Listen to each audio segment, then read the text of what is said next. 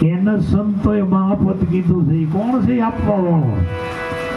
અને એ પદને પમાડી દીધું એટલે ગુરુ મહારાજ હવે એને પદને પામી ગયા. એ તો સહેલું સ્ટેશન છે. હવે તારે જાપ કરીને ક્યાં જવું છે? હજીએ જો તું જાપ કરતો અને કઈક કરતો અને હજીએ જો તું જ્યાં તેવા દાંડિયા દેતો તો કાં તું સળેલ છો અને કાં તને વાત સમજાણી નથી, કાં તારી શોકર મત ગઈ નથી. હજી તો ડિસિઝન નથી લઈ શક્યો. કારણ કે તારી માથે ગુરુ કોણ છે? તારો ગુરુ કોણ છે? કારણ કે તને જે ઉપદેશ કર્યો ને કબીરે કર્યો છે, રવિદાસે કર્યો છે, શિવાણે કર્યો છે, રવિભાન મોરાળ કર્યો છે. એ તો ઉપદેશ કરનારો ખોળી લઈને તો બાકી અંદર જે બોલતા પુરુષની વાણી દ્વારા જે તને સમજાવ્યો ને રવિભાન મોરાળની વાણી લઈને તને સમજાવ્યો છે. અને ત્યાં તને ન્યા ઉભો રાખ્યો છે ને હવે તું બધો કુંડાળા મીંડો કાઢવા.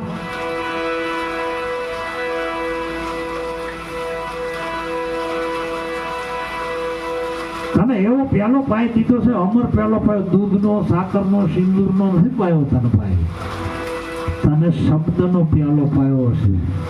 સરવણથી રેડ્યો તને પ્યાલો. આપણા આ પ્યાલો છે ને મોઢેથી પી, આવડો પ્યાલો કાનેથી રેડા. સરવણથી રેડ્યો. સરવણ એટલે સાંભળવું, સાંભળવું. સરવણથી રેડ્યો અને મારા રુદિયે ઠેરાણો. મારી દેહડીમાં હો રણુકાર પ્યાલો બીજો કોણ પીવે? બીજો કોણ પી? આ તું જ પી લે. તો આ પાછું હું કીધું મારી ભાઈકમાં નહીં, હું ક્યાંથી પીવેલા પણ પી જાણ તારી ભાઈકમાં નથી એવું કોણે લખી દીધું? તે ક્યાં ભાડ્યું? તો મોટો માઇન્ડ બીની વાત થવા છે. મારી ભાઈકમાં નહીં. હવે આમાં ગુરુ મહારાજ ટૂંકા પડે બાપા. કોઈ કારણ કે આના હાલવું કાંઈ, આનું જીવન એમાં કાંઈ કર્યા જેવું નથી.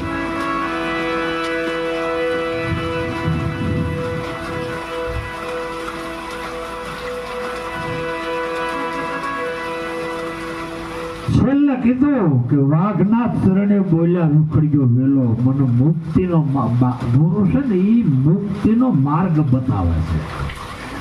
ગુરુ છે એ માર્ગદાતા છે. ગુરુ છે ને એ એમ કે આ રસ્તા હાલો. હવે આપણે ગુરુ મહારાજ હાલવાનું કહે તો એમ કે તું તને હાલો પેલા એને હાલવું.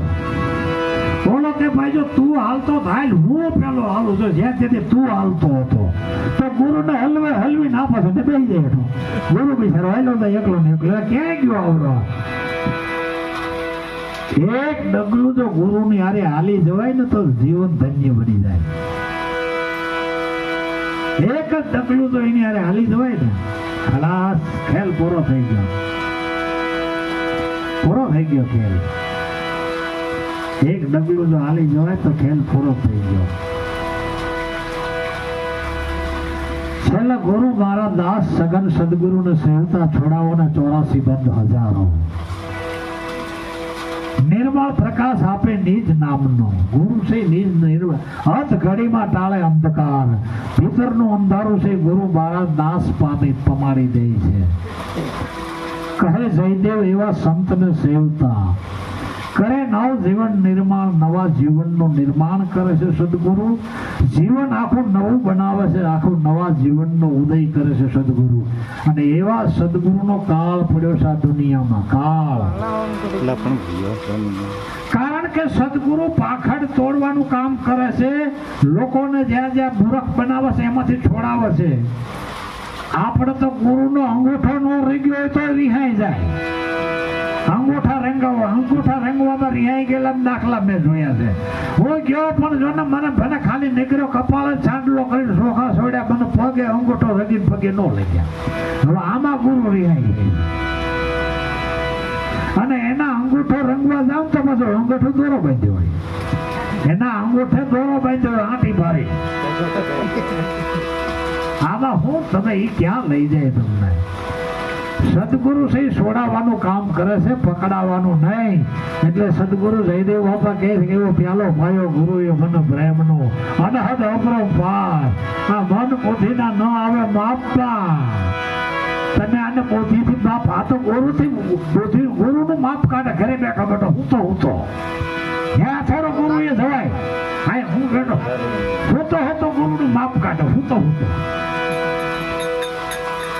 આજ સુધી કોઈ સગરત નથી થયું કે ગુરુનું માપ કાઢી.